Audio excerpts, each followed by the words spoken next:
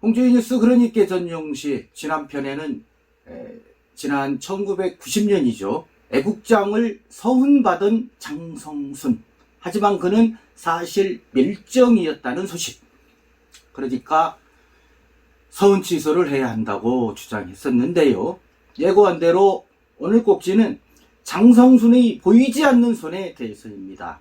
밀정 의혹이 있는데도 어떠한 세력이 비호하고 옹호해서 독립유공자로 변신했는지 그 실체를 찾아보겠습니다.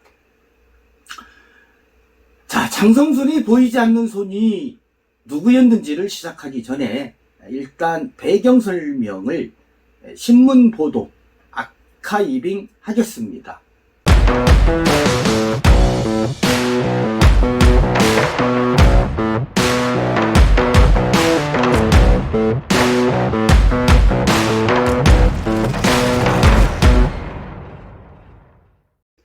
上記人は学校の区間を認め、以後、景況満動しないことを誓約したので、その待遇をし、生命を保障する。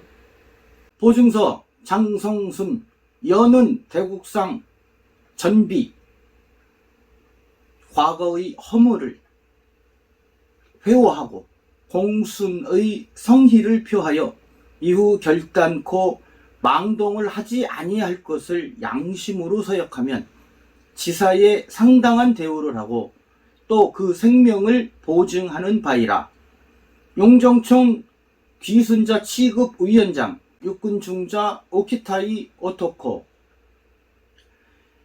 이러한 보증서를 받은 장성순. 기사를 한번 보죠. 자, 당국자의 무신이 법정에서 혈로 여러 사람 중에서 유독 홀로 힘써 수고함이라는 뜻인데요. 혈로된 일례. 어제 오전 경성복심법원 군회에서 부녀의 곡성은 무엇을 말하나?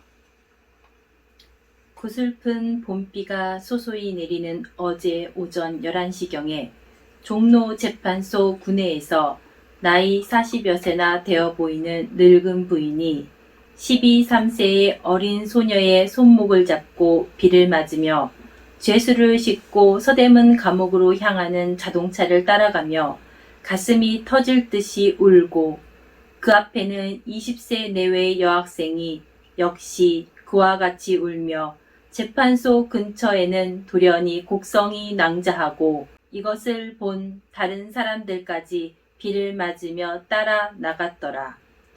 사정없이 달려가는 자동차는 순식간에 달아나고 그 부인들은 멀리 달아나는 자동차를 바라보면서 통곡하다가 자동차의 그림자가 사라짐에 미친 듯 취한 듯 어찌할 줄을 모르고 운다.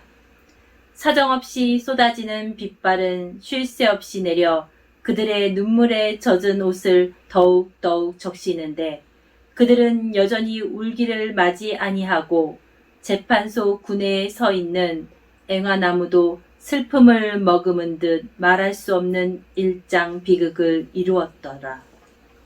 귀순자를 사형선고, 군대에서는 생명을 보증하고 사법관청에서는 사형을 선고.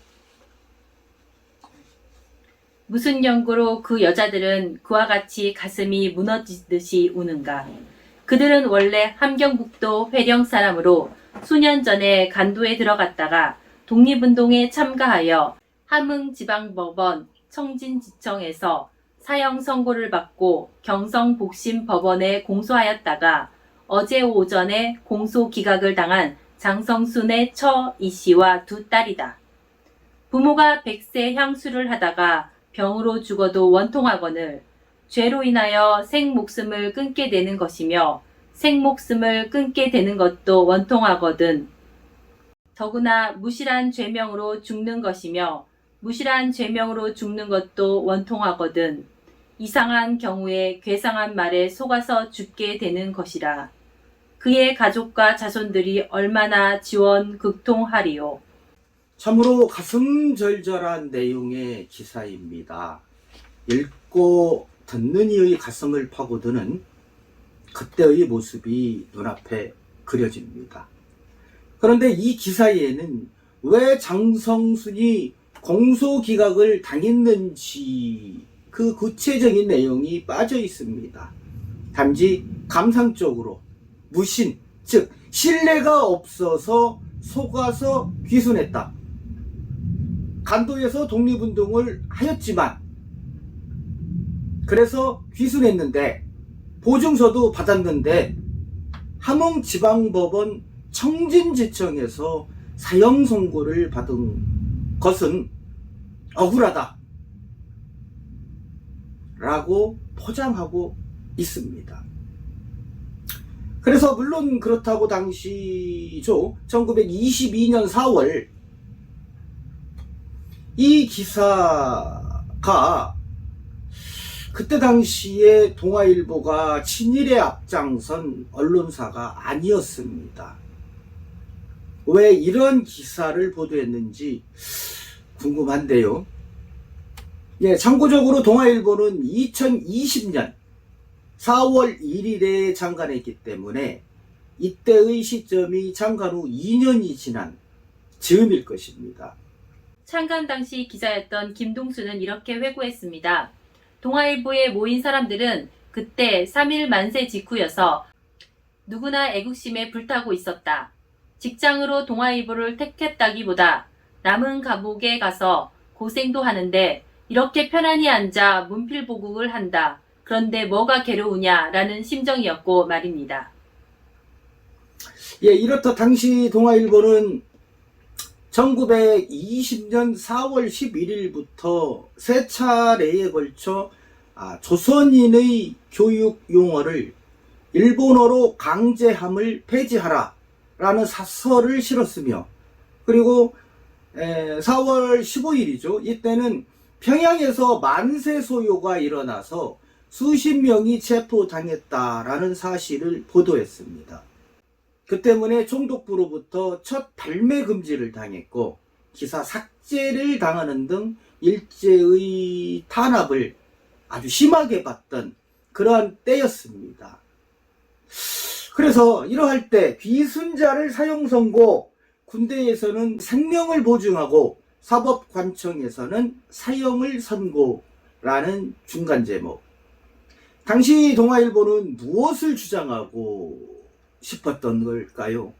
아주 감성적인 기사입니다. 그래서 그 감성적인 부분을 우리 최 기자가 아주 감성적으로 읊었는데요. 어쨌든 이 기사를 보면은 장선순과 그의 부인 그리고 그의 두 딸을 내세웠습니다.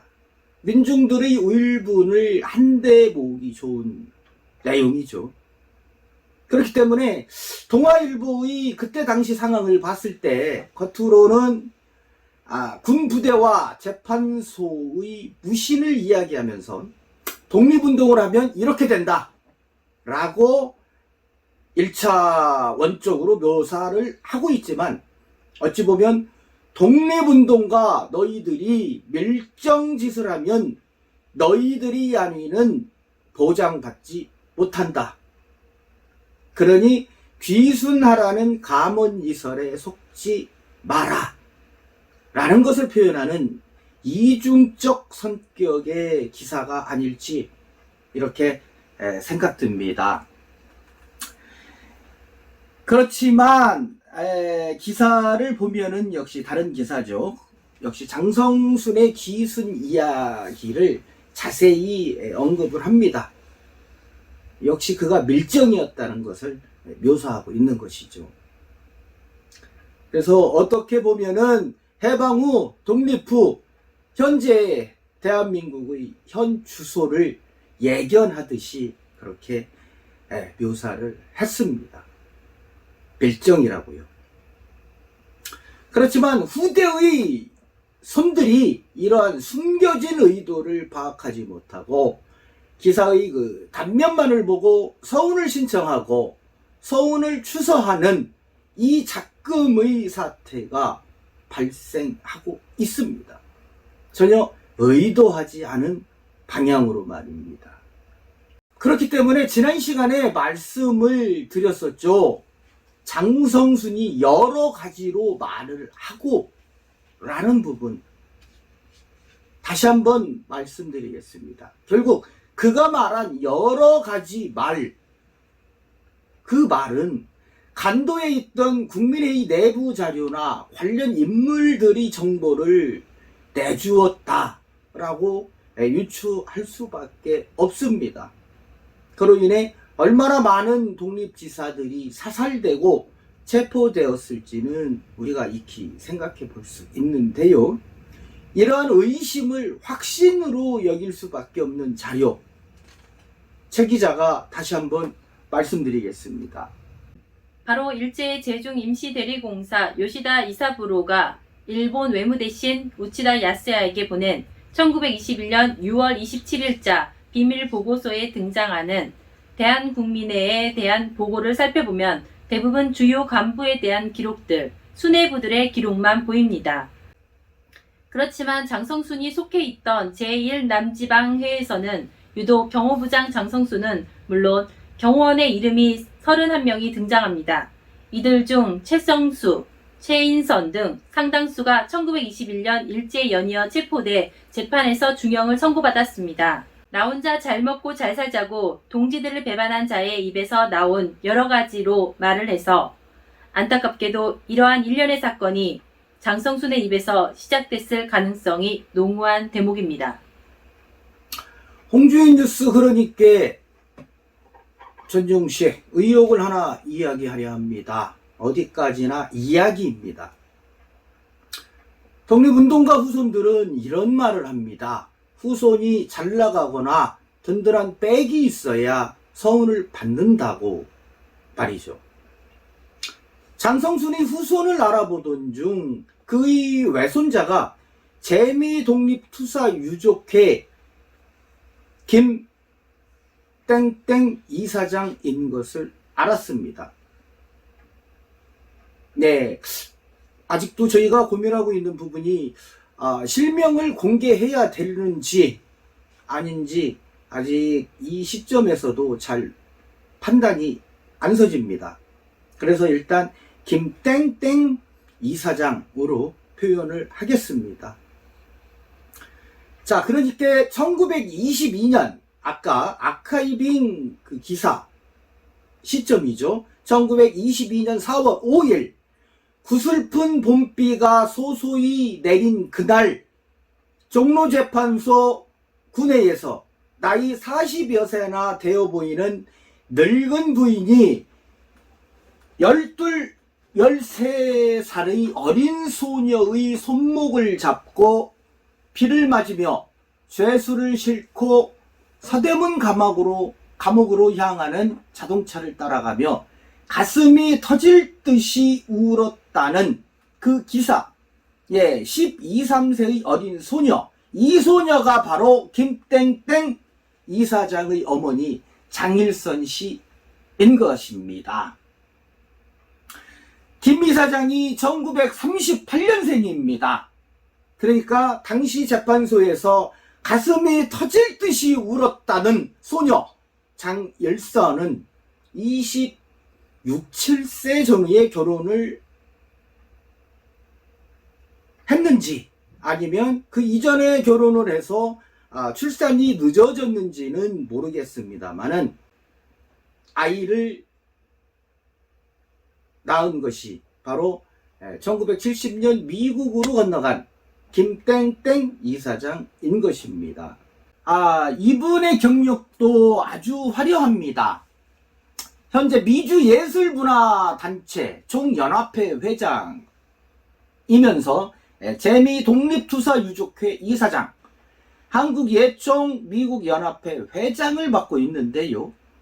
그간 경력은 한국사진작가협회 LA지부, 미서부 사진작가협회 회장, 그러니까 사진작가와 사업가로 꾸준하게 활동을 해온 분입니다. 따라서 그 그의 영향력이 당시 노태우 정권에서 빚을 발한 것이 아니냐. 그렇기 때문에 외조부 장성순이 그럼에도 밀정 기록이 있음에도 불구하고 서운을 수여받은 것이 아니냐라는 것이 저희 웅주이 뉴스 TV의 결론인 것입니다. 그렇기 때문에 서해간에 떠도는 돈이나 뒷배가 있어야 서운을 받는다라는 것이 괜히 나온 말이 아니다. 이것을 증명한 것이라고 할 수 있습니다. 서훈과 관련해서 김땡땡 이사장은 미국 LA에 있는 썬데이 저널과의 인터뷰, 작년입니다. 2021년 8월 10일자 기사에서 상세하게 밝혔습니다. 지금 여러분들 지금 요 기사 지금 보이시죠? 그렇기 때문에 이제는 인터뷰 기사이기 때문에 실명을 공개하겠습니다. 예, 76주년 광복절에 만난 독립유공자 유족 김준배 회장.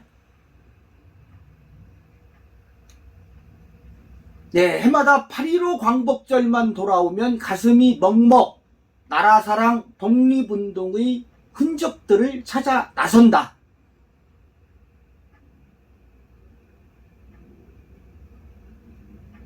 예, 독립유공자 유족 김준배 회장. 해마다 8.15 광복절만 돌아오면 마음 한구석이 허전하다.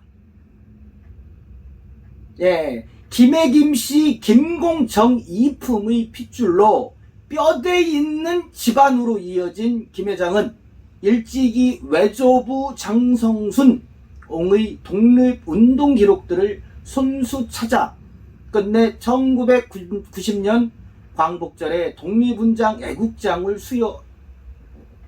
수여했으며, 예, 문구 이상한 거는 그냥 넘어가겠습니다. 이 대목이 참 중요한데요.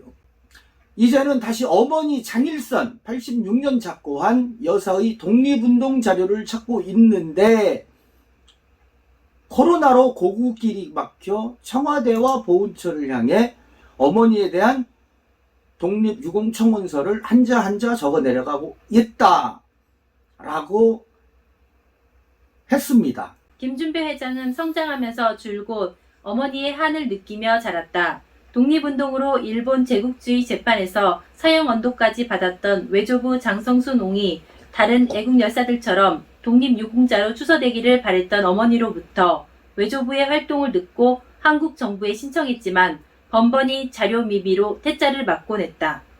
예, 여기서 지금 본인이 이야기를 했습니다. 사형 언도를 받았던 외조부 장성순.